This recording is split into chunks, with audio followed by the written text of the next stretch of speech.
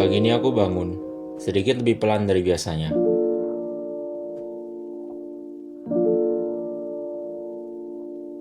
Masih di kasur, masih menikmati waktu sebentar sebelum hari benar-benar mulai.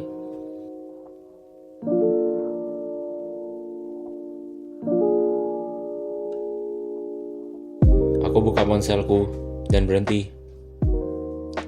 Ada satu tulisan yang muncul di layar. Tulisan yang membuatku menunda untuk bangun.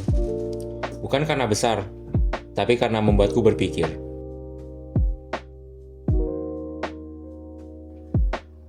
Kadang kita menjalani hari tanpa benar-benar menyadari orang-orang di sekitar kita. Cara mereka berinteraksi, cara mereka bekerja, cara mereka dipahami.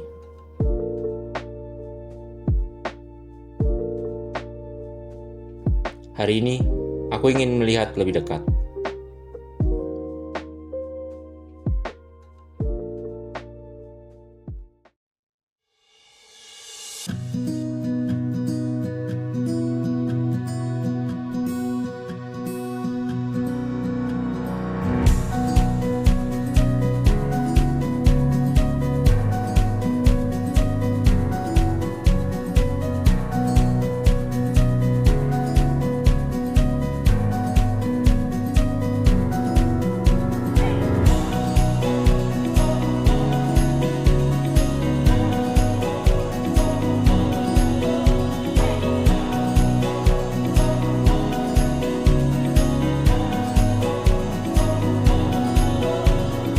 Di tengah keramaian Jakarta, ada sebuah ruang yang membuktikan bahwa keterbatasan bukanlah penghalang.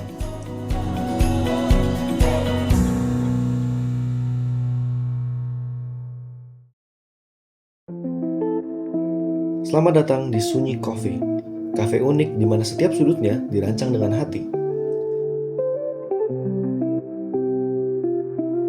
Ini bukan sekedar tempat ngopi. Di sini, kamu akan disambut oleh barista dan staf yang ramah, yang sebagian besarnya adalah teman tuli. Mereka tidak hanya menyajikan kopi, tapi juga menunjukkan bahwa inklusivitas adalah kunci pemberdayaan yang nyata. Konsepnya keren banget loh. Kamu diajak berinteraksi dengan cara yang lebih personal. Tempat di sini juga sangat cocok untuk nongkrong, mau nyantai ataupun kerja, mau itu beramai-ramai ataupun sendirian.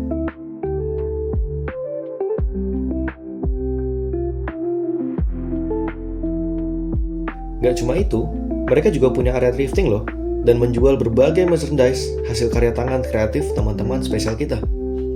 Setiap barang yang kamu beli di sini punya cerita tentang kemandirian dan semangat yang luar biasa. Segala hal yang mereka lakukan di sini memiliki satu tujuan mulia, menciptakan ekosistem yang setara bagi semuanya. Di Sunyi Coffee, kita belajar bahwa meski dalam diam, ada banyak cara luar biasa untuk tetap bersuara dan berkarya. Perjalanan hari ini berlanjut. Kami bergerak menuju kawasan Wijaya, Jakarta Selatan. Tujuan berikutnya adalah sebuah tempat bernama Kopi Kamu. Deretan penghargaan dan potret sejarah ini bukan sekadar hiasan, melainkan bukti dedikasi panjang mereka dalam industri kopi tanah air. Dinding-dinding ini menjadi galeri bagi karya seni yang luar biasa. Lukisan-lukisan ini adalah hasil kreativitas teman-teman istimewa dari Yayasan Potats, Persatuan Orang Tua Anak dengan Down Syndrome.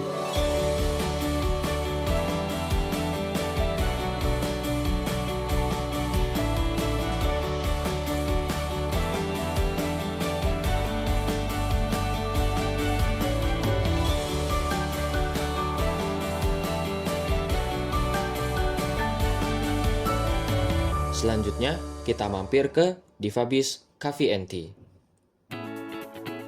Secara tempat, Difabis ini memang nggak terlalu besar kalau dibandingkan kafe sebelumnya.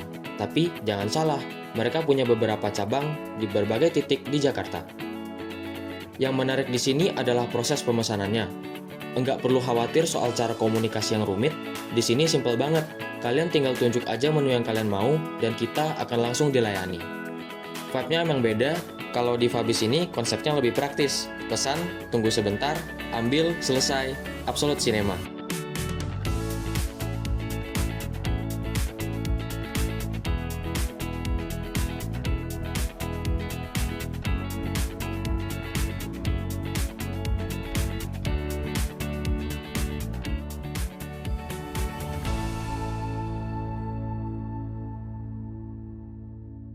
Kemudian kami menuju ke tempat yang bukan hanya menyajikan kopi, tetapi juga menghadirkan makna tentang kesetaraan. Starbucks Signing Store bukan sekedar ruang untuk bertransaksi, melainkan ruang untuk saling memahami. Di sini, bahasa isyarat menjadi jembatan. Teknologi pun hadir sebagai sahabat, membantu kami berkomunikasi melalui tablet, agar setiap pesanan tersampaikan dengan jelas dan nyaman.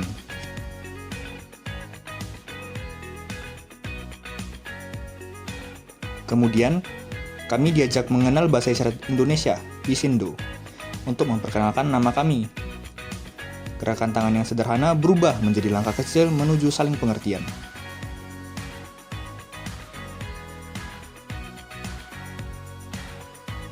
Karena saat kita mau belajar satu sama lain, kita sedang membangun dunia yang lebih inklusif. Satu sapaan, satu senyum, dan satu cerita pada satu waktu.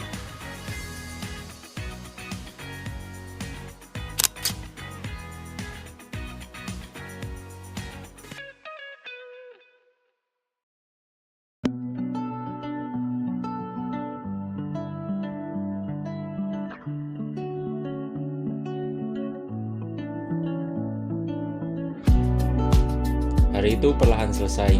Kami pulang ke arah yang berbeda-beda, membawa hal yang sama, tapi merasakan dengan cara yang berbeda. Aku sampai di kamar, berdiri di depan cermin. Dan momen itu, semuanya terasa lebih pelan.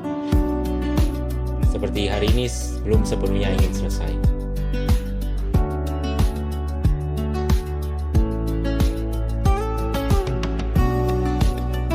Ada hari-hari yang nggak perlu dijelaskan, cukup diingat. And that's why we do it in our own way.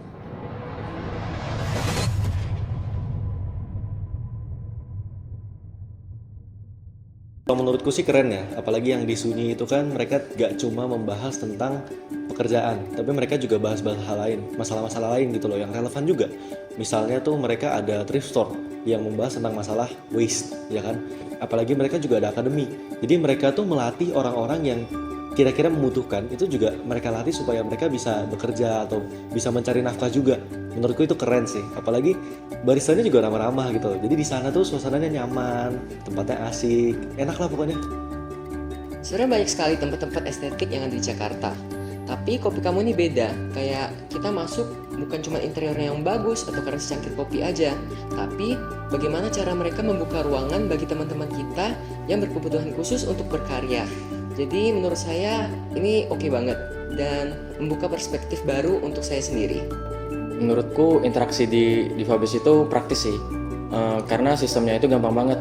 Kita tinggal nunjuk apa yang mau kita pesen, dia langsung tahu kita mau pesen apa. Terus dari cara kerjanya yang sat-sat sama mandiri, membuat aku belajar kalau inklusivitas itu nggak harus yang seribet itu. Kita hanya perlu kasih mereka ruang, mereka udah bisa kasih lihat kalau soal bekerja mereka tuh juga bisa seprofesional itu.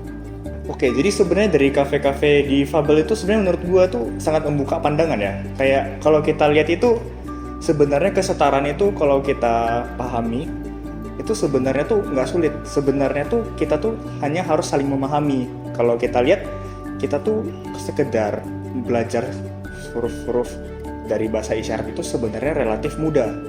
Jadi menurut gua tuh ini membuka pandangan saya tentang kesetaraan itu. Sebenarnya menurut saya kesetaraan itu tuh tinggal kita tuh hanya harus saling memahami, saling mengetahui bahwa sebenarnya itu gak sulit memahami orang lain, juga menghargai mereka.